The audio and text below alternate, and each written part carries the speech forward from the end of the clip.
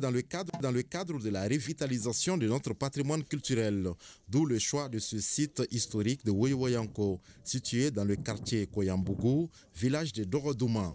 Un site qui a abrité la bataille de Woyo-Woyanko contre la pénétration coloniale à Bamako entre les troupes de Samori Touré et celles des Français conduites par Borny Desbordes.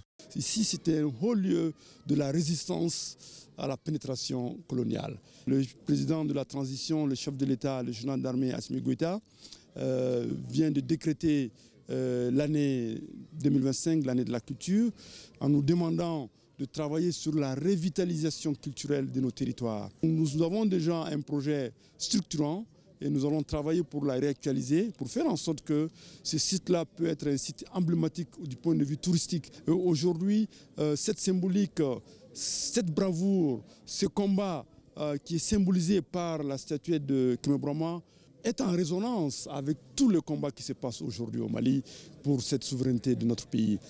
Ce parc était un bijou d'un point de vue environnemental. Véritable attraction touristique, la délégation a pu visiter sur place et en virtuel les tombeaux des sofas de Samori Touré, la rivière de Woyo-Woyanko et la statuette de Kwame Nkrumah, le commandant en chef de l'armée de Samori Touré. Le site vraiment a besoin d'être aménagé pour plusieurs raisons, parce que ça permet de développer l'écotourisme.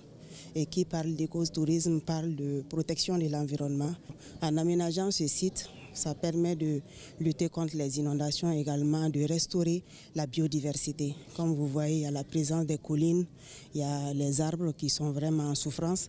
Donc si on parvient à les aménager, je pense que ça pourra quand même apporter beaucoup à la communauté et permettre le développement économique de la localité. Le site de Woyo-Woyanko est classé patrimoine culturel national par ses valeurs historiques, architecturales, socioculturelles et spirituelles.